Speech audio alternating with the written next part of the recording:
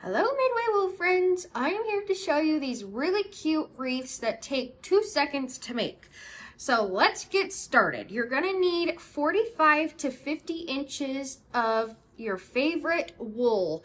And this is cut at 1 inch in width. And then you're going to need a really sharp needle. My favorite is a 22 chenille needle. And then you're going to need some pearl cotton thread about 30 inches. So let's begin. So to start, we're just going to do a running stitch down the middle. Just a nice, easy running stitch. Now when I do this, I'm not poking. So what I mean by that is I am not going all the way down and then all the way up again, because that would just take forever. So I'm taking a bite of the wool with my needle and then pushing it to the bottom, taking a bite of my wool and push it down, a bite of my wool and push it down, a bite of my wool and push it down. Now when you're doing these wreaths, they need to be close by. So what I mean by that is you're going to take a little bite and then close by do another bite. So don't take huge long gaps like that. They need to be really close running stitches, so then your wreath is really tight. So I'm just going to do that for this strip. Whoa, as I get a little, there we go. So as you can see too, my running stitch isn't perfect, and that's fine. Whoop, and then it cinches. That's kind of fun.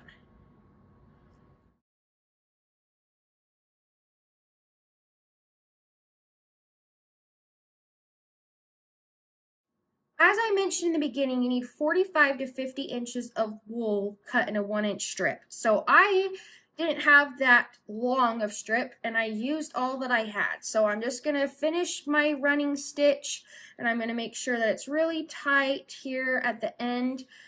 And then you can simply just start a new strip. So if you don't have that long, don't you fret, just keep going. So now I'm just going to do my tight running stitch again and keep going until I use all of that wool up.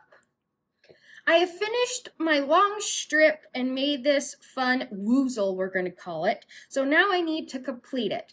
So what I found is that if I don't cinch this up really tight and kind of tie off my end, I have found that it gets loose and kind of creates this weird loose part in my when it's all finished in my wreath. So I'm just going to go back and forth for a minute on that end, keeping my string really tight, but I'm not going to do any sort of fancy stitch. I'm just going in and out of it for a second to make sure that it stays tight.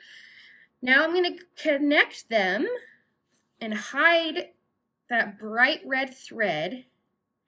So I'm just going to kiss those ends together, kind of move my thread back where I ended it, and then I'm just going to take a bite of my wool on this side, like that, as you can see, and then I'm going to take a bite of this right where I was doing my running stitch, so they are going to match up. And then just pull my needle, and again I'm going to make sure that it's really, really tight so that I have this really cute wreath. And I'm just going to do that a couple of times, going back where in the middle of those cinches and pull it tight. Go back, just connect them until I feel like they're really tight and ready to go.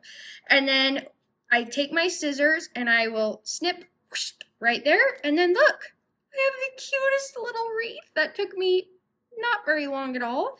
And then you are going to find a cute little bow, put a little hot glue, put my bow on, whoop, and look how cute that is. And then you can tie jute if you want around it. You can tie like a nylon-y type, or sorry, not nylon-y, a rayon type of string if you want. Just whatever you have to make it look so cute. And there you have it.